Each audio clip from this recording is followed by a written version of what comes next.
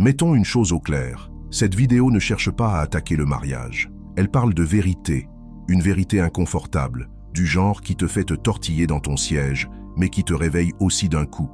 Parce qu'aujourd'hui, on expose la psychologie derrière un phénomène que la plupart des hommes ignorent. Pourquoi tant de femmes mariées deviennent des proies faciles?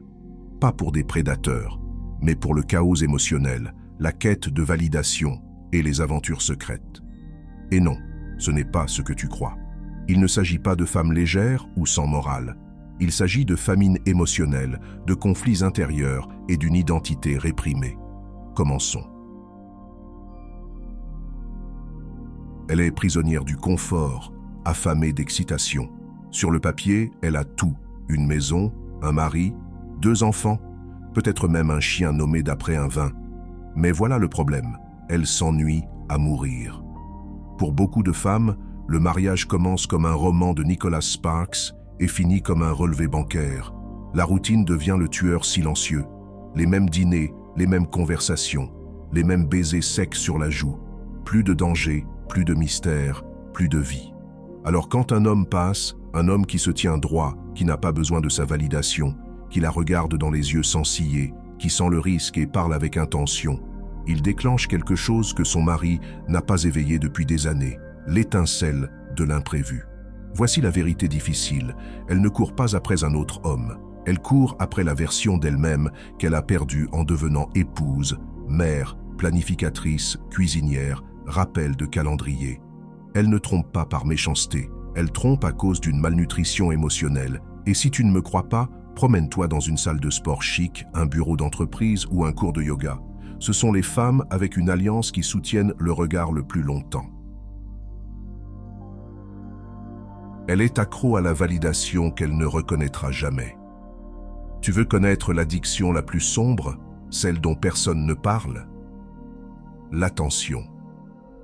C'est plus puissant que la drogue, plus addictif que l'alcool, plus normalisé que jamais. Et une femme mariée, surtout si elle se sent invisible à la maison, est à un seul compliment de se sentir à nouveau vivante. Tu es rayonnante. Je n'arrive pas à croire que tu sois mariée. Tu ne fais pas ton âge. Et bam, une décharge de dopamine. Elle atteint son pic. Et le plus fou, elle ne veut même pas l'homme qui a prononcé ces mots. Elle veut juste ressentir ce qui l'a réveillé. Voilà pourquoi les réseaux sociaux sont un champ de mine pour les femmes mariées.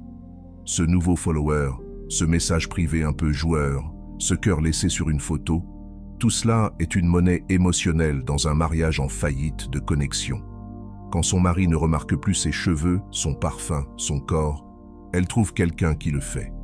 Pas parce qu'elle veut partir, mais parce qu'elle veut encore se sentir exister. Elle pense que personne ne la soupçonnera.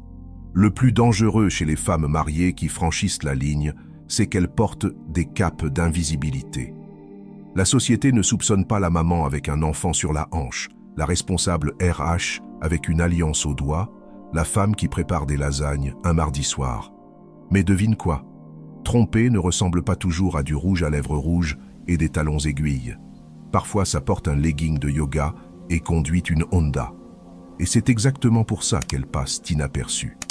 Parce que la société s'accroche encore à cette idée dépassée. Les hommes trompent pour le frisson, les femmes pour l'amour.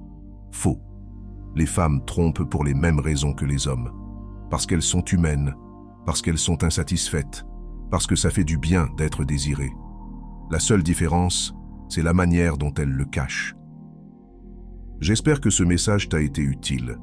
Si tu as aimé la vidéo, je te serai reconnaissant de laisser un j'aime et de t'abonner. Si tu te retrouves sans mots, écris simplement « Je comprends » pour montrer que tu fais partie de la minorité qui a suivi la vidéo jusqu'à la fin. Merci beaucoup pour ton attention et à la prochaine.